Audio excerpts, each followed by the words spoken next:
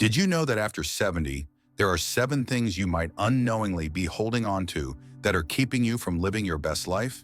In today's video, we will reveal these hidden obstacles and how you can let them go to experience more peace, joy, and freedom. Trust me, you don't want to miss this. Stay with me till the end. As we journey through life, especially in our later years, it's easy to find ourselves carrying burdens that no longer serve us. One of the heaviest burdens we often bear is guilt. The feeling that we must constantly meet the expectations of others, even when those expectations have outlived their usefulness. For many, guilt becomes like a shadow, lingering in the background, pulling us in different directions, and making us feel responsible for things that we simply no longer need to carry. Maybe it's the guilt of not doing enough for family, of not staying in touch with distant relatives, or even of not fulfilling promises made in the past. These feelings can weigh us down, preventing us from embracing the freedom that comes with age. But here's the truth.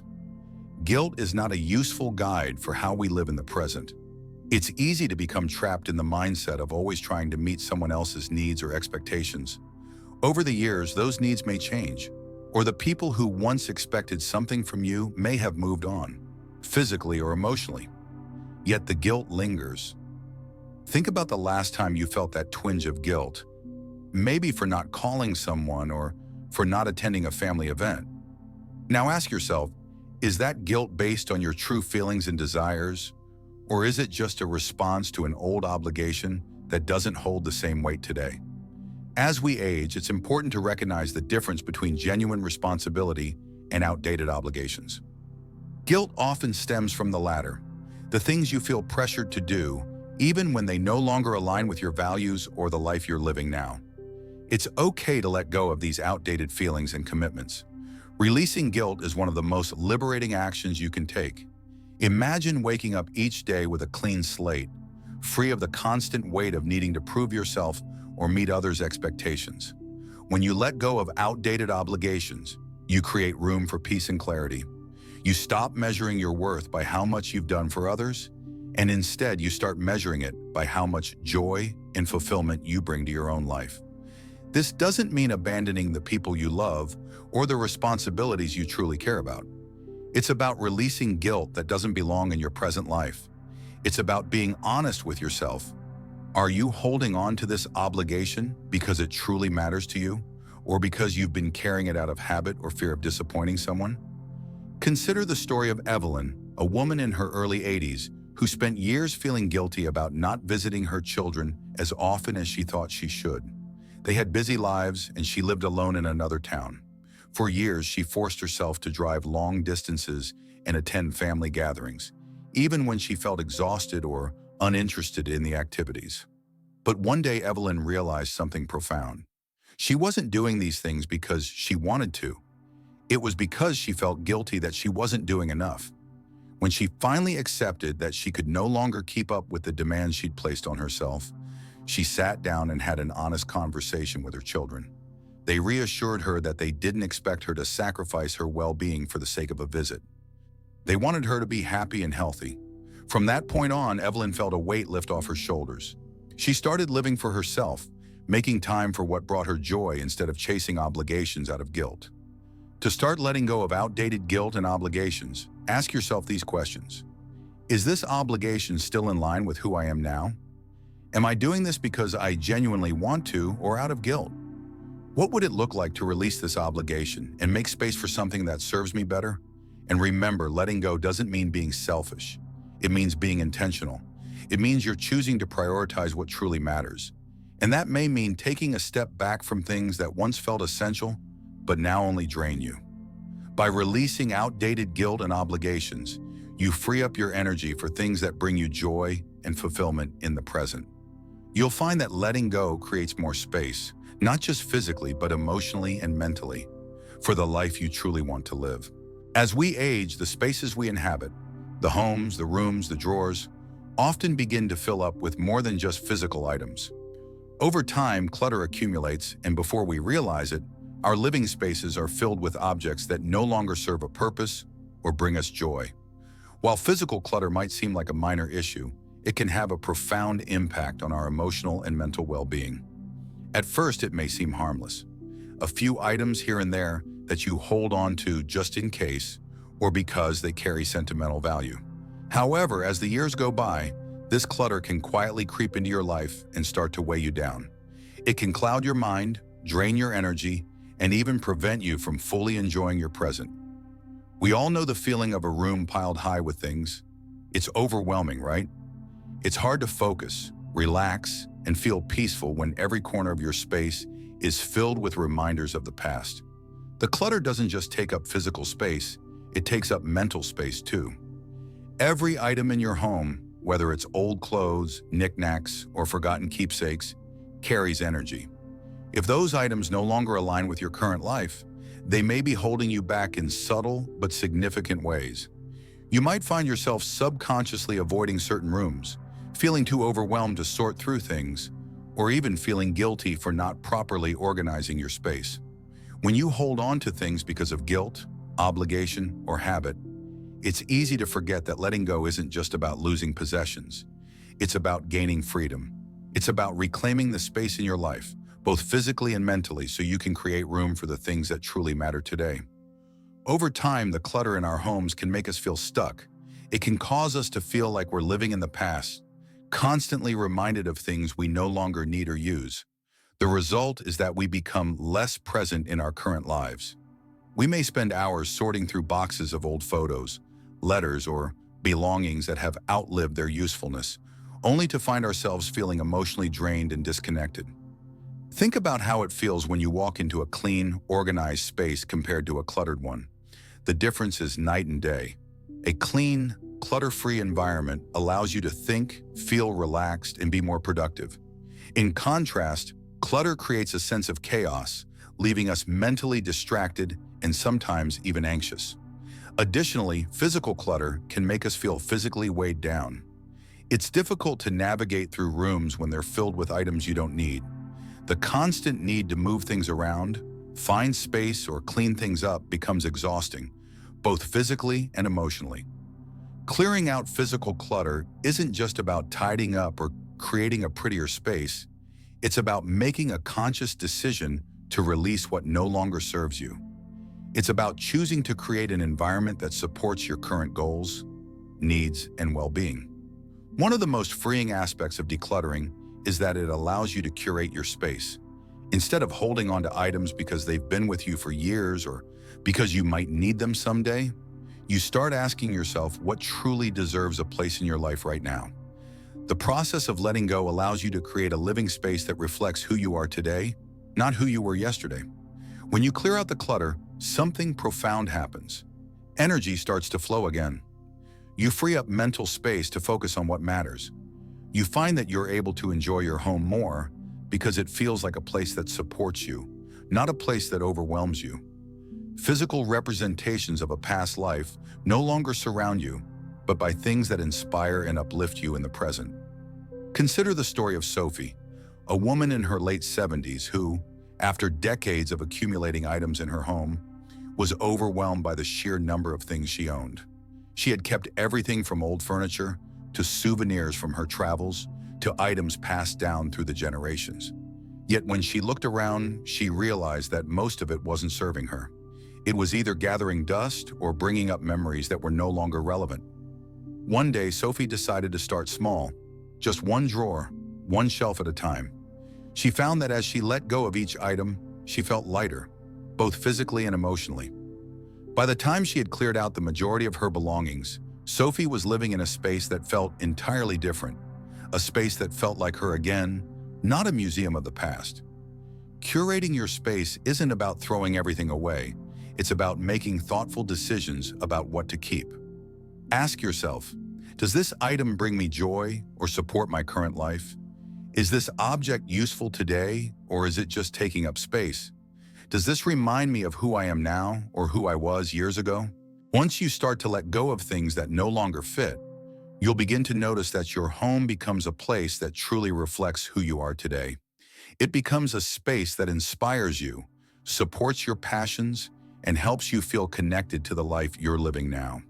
If the idea of decluttering feels daunting, start small. Don't try to tackle everything at once. Begin with one room or even one area. a closet, a drawer, or a bookshelf.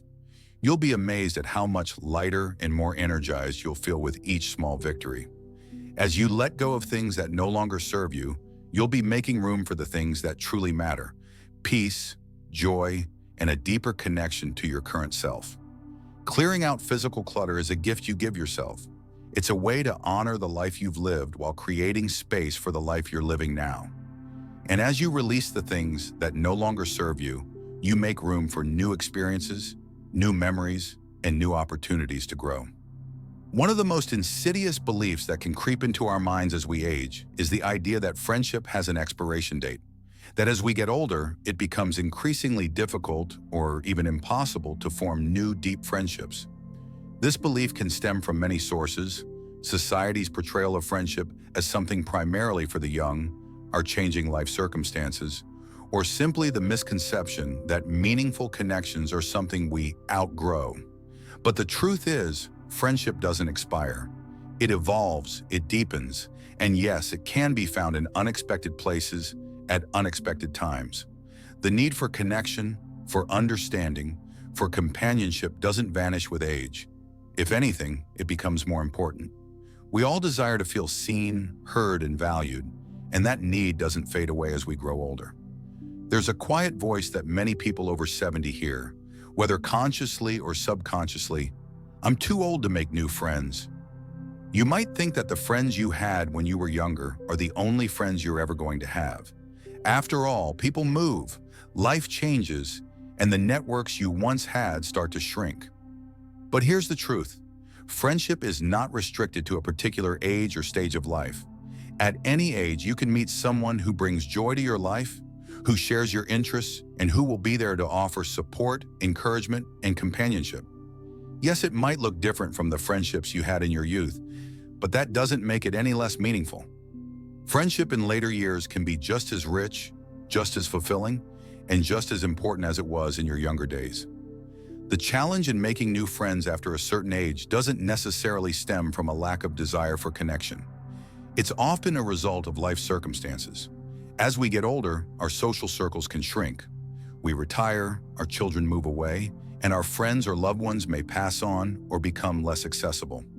Without the structured social environments we had in our youth, like school, work, or parenting activities, meeting new people can feel more challenging. But just because it's harder doesn't mean it's impossible. It's important to remember that the way we approach friendships as we get older is different. It requires more intentionality, more openness, and a willingness to step out of our comfort zone. Sometimes the most meaningful friendships begin in the most unexpected ways. It's not about meeting someone at a trendy bar or during a grand event. Instead, it often starts with a small, simple moment: a shared interest, a mutual understanding, or even a chance encounter. Consider the story of Helen, a woman in her late 70s who had been feeling isolated after the death of her husband. She attended church regularly, but felt disconnected from the people around her. One day, she sat next to a woman named Anne, who had just moved to the area. They started chatting over coffee after the service, and soon Helen found that she and Anne had much more in common than just their faith. They both loved gardening, enjoyed reading the same novels, and shared a similar sense of humor. Their friendship didn't develop overnight, but over time, Helen and Anne began to support each other. They would meet for tea, exchange books, and enjoy quiet afternoons together. What started as a brief conversation blossomed into a strong, meaningful friendship that added joy, connection, and laughter to Helen's life. Friendships don't need to follow a set formula. They don't need to be instantaneous or based on grand gestures. Often they start in the slightest, most organic moments that require openness and a willingness to connect. As we age, we carry with us a wealth of experience, wisdom, and understanding that can make our friendships even more meaningful. We no longer have the same rush to impress, perform, or meet expectations. What we seek is authenticity, a genuine connection that is built on mutual respect, shared experiences, and the willingness to be vulnerable. In your 20s and 30s, friendships often revolve around shared activities, social events, or external markers of success. But as we get older, we start to appreciate the deeper connections, We come to value friends who truly understand us, who listen without judgment, and who share our values or passions. These friendships may not always be the loudest or the most visible, but they are often the most fulfilling. As you get older, it can feel like everyone else is already settled into their friendships, and that it's too late to insert yourself into someone's life. But the truth is, there are many people out there who feel just as lonely, just as disconnected, and just as ready to form new bonds. Making new friends in later life often requires a bit of vulnerability. It might mean joining a group, attending a community event, or even simply saying hello to a neighbor you've never spoken to before. The act of putting yourself out there, despite your age, can open doors to meaningful connections that will enrich your life in ways you may not have imagined. Consider Paul, who had been widowed for several years and felt that his social life had come to a halt. One day he decided to take up painting, something he'd always wanted to do but never had the time for. At the local art class, he struck up a conversation with Joan, another beginner. It wasn't an instant friendship, but they started meeting outside of class to paint together. Over time, they shared stories of their lives, their losses, and their hopes. What started as a mutual interest in art grew into a deep, fulfilling friendship that brought joy and laughter back into Paul's life. We are never too old to make new friends. The belief that friendship has an expiration date is a myth. The connections we form later in life may be different from those of our younger years, but they are just as valuable. Every day offers the opportunity to meet someone new, to share a moment of connection, and to build a friendship that will last. Friendship in later life is not about quantity, it's about quality. It's about finding those individuals who make you feel seen, valued, and understood. Sometimes those friendships blossom unexpectedly, and sometimes they take time to grow. But the key is to remain open, to be willing to engage, and to remember that friendship is a gift that doesn't have an age limit. So if you're feeling lonely or disconnected, don't let the thought that you're too old to make new friends hold you back. The right people are out there waiting to meet you, and new friendships can be just around the corner. As we enter our 70s and beyond, we often carry with us a mental list of goals, once important ambitions, things we plan to accomplish, and dreams that we thought we had to achieve. However, what's often overlooked is that not every goal is meant to last forever, and some goals, though once meaningful, may no longer serve the life you're living today. The truth is, we change. Life changes. With that, the goals that once motivated us may no longer align with who we've become. This realization can be both freeing and daunting. It's easy to feel a sense of failure if we haven't checked everything off our to-do list. Yet letting go of outdated goals isn't about giving up. It's about making room for what truly matters now. Throughout life, we are often taught to chase certain markers of success. Graduate from school, get a good job, build a career, buy a house, travel the world. These goals are deeply ingrained in our society's definition of accomplishment. But as we grow older, the things that once defined success for us may no longer hold the same meaning. For example, you might have spent your younger years striving for financial security, career advancement, or the perfect retirement plan. But now when you're living the reality of those years, you might find that true happiness doesn't come from the things you once thought were so important. Instead, it's in simpler, quieter pursuits, enjoying the morning light, tending to a garden, connecting with family, or helping others. One of the most powerful things you can do as you age is to release the pressure to accomplish things you no longer care about or that no longer fit into your current life. This doesn't mean you've failed at life or that you're settling for less. Instead, it's about reassessing what brings you joy and fulfillment now and realigning your goals with your present reality. Consider Ruth, a 79-year-old woman who spent decades dreaming of traveling the world once she retired. In her mind, this was the ultimate accomplishment, the final box to check in her well-lived life. But as time passed, she found that her health wasn't as strong as it used to be, and her finances weren't as flexible as she had imagined. For years, Ruth carried the belief that she hadn't truly lived until she had traveled far and wide. It was a dream she felt was unfinished, and it weighed on her heart. One afternoon, as she sat with her friend over tea on her front porch, she realized something that shifted her entire perspective. She didn't need to travel the world to be happy. The beauty, connection, and stories she had longed for were already all around her. She had a rich life with family, friends, and a community she cherished deeply. Her real goal now wasn't about collecting stamps on her passport. It was about sharing the wisdom she'd gained, nurturing her relationships, and savoring the moments she had right where she was. There is often a quiet myth that we need to have achieved everything we planned by a certain age, or else we've somehow missed the point of life. Many people feel pressure to have checked off every goal on their list, from writing a book to climbing a mountain, from starting a business to running a marathon. And if those goals haven't been achieved by the time they reach their 70s, there's a sense of defeat. But here's the truth. Life doesn't follow a checklist. There is no one-size-fits-all version of what a fulfilled life looks like. The goals you once held dear may no longer serve you as they once did. You may realize that what you need is to spend more time in the company of loved ones, or to devote your energy to a creative pursuit you never had time for earlier in life. Letting go of expired goals doesn't mean you've given up on the future. It means you're making space for a new kind of success, one that is centered around the things that truly matter to you now. Your goals might not look the same as they once did, but they are no less important or impactful. For example, maybe you no longer aspire to climb a corporate ladder or build an empire, but you might set new goals, such as mentoring a younger person who could benefit from your wisdom and experience. Learning something new, whether that's painting, writing, or learning a new language. Becoming more present in your relationships with your children, grandchildren, or friends. Volunteering for a cause you've always cared about. Writing letters or keeping a journal to preserve your life stories for future generations. These goals don't come with the same societal accolades, but they are incredibly meaningful in their own right. The shift comes from focusing on what brings you fulfillment now, not what society expects or what you thought you were supposed to achieve. With age, it's natural that your needs and priorities evolve, where once you might have focused on external achievements, now you might find greater satisfaction in internal growth. This might mean releasing the need for external validation and accepting that you've already lived a full, meaningful life. Being at peace with what you have accomplished, even if it wasn't everything you imagined.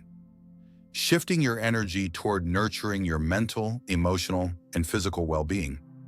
Appreciating the simple pleasures like reading a good book, enjoying a quiet walk, or simply spending time with loved ones. These shifts in your goals don't make them any less significant. They make them more authentic to who you are now and to the person you continue to become. It's easy to get caught in the trap of feeling like you've missed your chance if you haven't reached certain goals by a certain age. But age is not a barrier to reassessing what matters to you. Every day is an opportunity to reassess, to let go of outdated aspirations, and to focus on what truly brings you joy and fulfillment. So ask yourself, what goals feel heavy now? What goals no longer align with my current life? What brings me joy today that didn't matter to me before? How can I refocus my energy on the things that truly matter now, not just the things I thought I should do? Letting go of outdated goals is an act of self-compassion.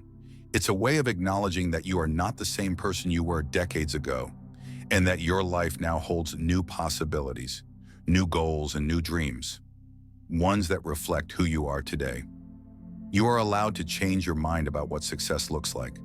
You are allowed to set new, more fulfilling goals based on your needs, your wisdom, and the life you want to live moving forward. It's not too late to reimagine your future. You've already achieved so much by simply living and experiencing everything life has given you. Your new goals don't have to be grand or world-changing. They just need to be authentic and meaningful to you. And that's what makes them worth pursuing. As we grow older, the fear of death often becomes a quieter, more insidious companion. It's not always loud or overt, but it's there, lurking in the background, influencing how we think, how we live, and how we feel about the time we have left. It can manifest in many ways: anxiety about health, hesitation to plan for the future, or avoidance of conversations about what will happen when we're gone. For many people over 70, the fear of death can start to feel like a heavy weight, one that's difficult to shake. It can make us reluctant to talk about our wishes, hesitant to make plans, and uncertain about how to approach our remaining years. But here's the thing: fear doesn't have to control us. One of the most liberating acts of emotional freedom you can achieve in your later years is to make peace with the inevitable, to throw away the fear of death, not by denying it, but by accepting it. It's normal to feel some fear or anxiety about death. After all, it's the one thing in life we can't control.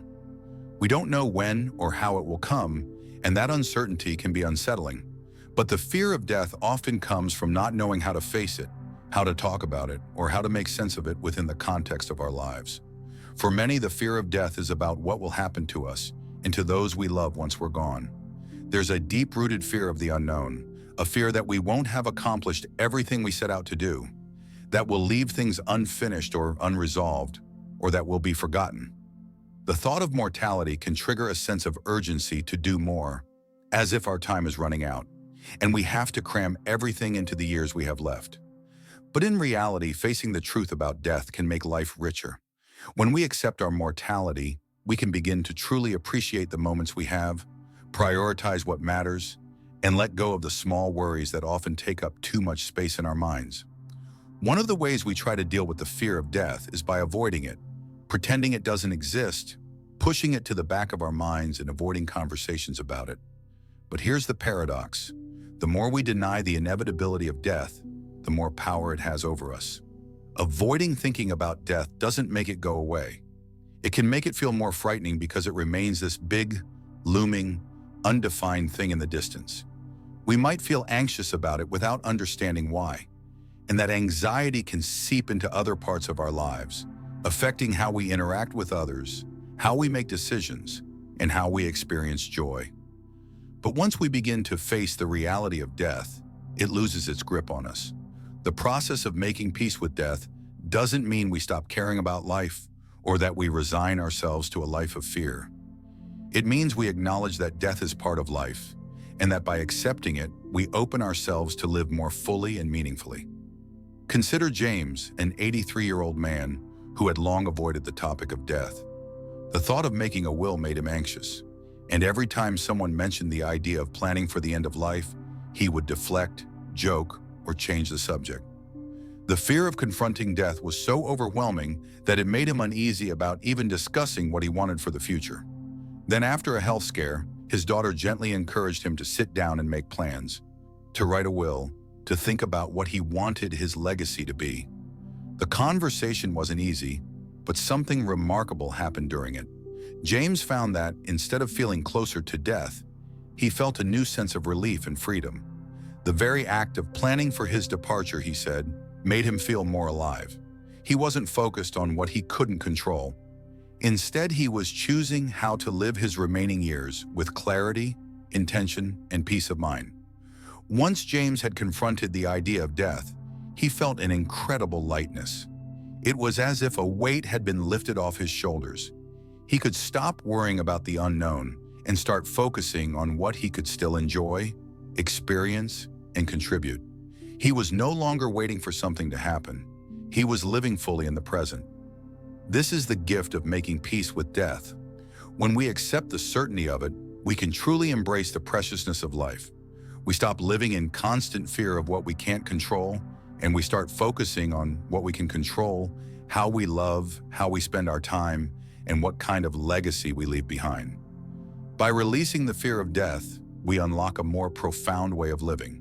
We stop clinging to the past, to what we think we should have done or what we've lost, and we begin to live in the present moment. The fear of death often keeps us from fully experiencing life because we're always anticipating what might happen, what's next, or what we don't want to face. But by embracing our mortality, we permit ourselves to live with more intention. We choose to spend time with the people who matter most. We permit ourselves to enjoy life without guilt or hesitation. We focus on what we want to contribute to the world, not what we still need to achieve. We express love freely, without fear of not having enough time to show it. This shift in perspective, toward acceptance rather than fear, can transform how we live our final years. Instead of constantly worrying about death, we can choose to live with joy, gratitude, and meaning. We can focus on creating experiences, relationships, and memories that will last beyond us, knowing that every moment matters. And it doesn't just affect us personally. When we come to terms with death, we create space for others to do the same. We can have open, honest conversations about what we want and need, allowing our families and loved ones to find peace too. Finally, it's important to remember that death and life are not opposites. They are partners. Life gains meaning because we know it's finite. If life had no end, would we value it the same way?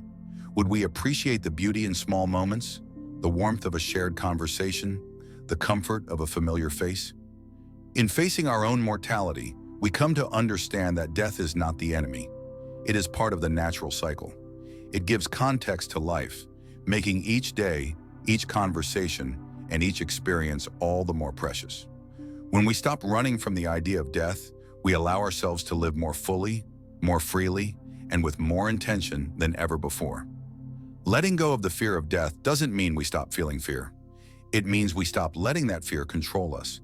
It means we choose to live with courage and clarity, knowing that our time is limited, but that in every moment, we have the power to choose how we live, how we love, and what we leave behind. As we come to the end of this video, I want to invite you to take a moment and reflect, not just on the points we've discussed today, but on how you feel at this very moment. What emotions, thoughts, or realizations have come up for you as we've explored these ideas? Have you recognized something you've been holding on to that no longer serves you? Or perhaps there's an insight that has sparked a shift in how you want to approach your life moving forward. The truth is, the journey of life after 70 is not about perfection. It's not about doing everything right or ticking off every box on your checklist. It's about living with intention and authenticity, embracing who you are right now, and letting go of the baggage that no longer helps you move forward. You've lived a lifetime. You've had joys, sorrows, triumphs, and challenges. Each experience has shaped you into the person you are today. But that doesn't mean you need to carry every single one of those experiences, especially the ones that weigh you down or hold you back. Letting go is not about erasing your past. It's about making space for the present and the future. It's about allowing yourself to live more freely and intentionally. When you let go of outdated guilt, physical clutter, limiting beliefs, or fears, you're not losing anything important. You're clearing away the things that have no place in your current life. You're making space for joy, peace, new relationships, and new opportunities. Think of it like cleaning out your home. You don't get rid of things that bring you joy or value. You release the things that no longer serve you. Similarly, letting go emotionally isn't about getting rid of the things that matter most to you. It's about releasing the things that no longer support who you are becoming. It's about making room for the life you are still building. By shedding the weight of things that no longer serve you, whether that's guilt, physical clutter, outdated goals, limiting beliefs, or the fear of death, you open yourself up to new possibilities, new connections, and a new sense of freedom.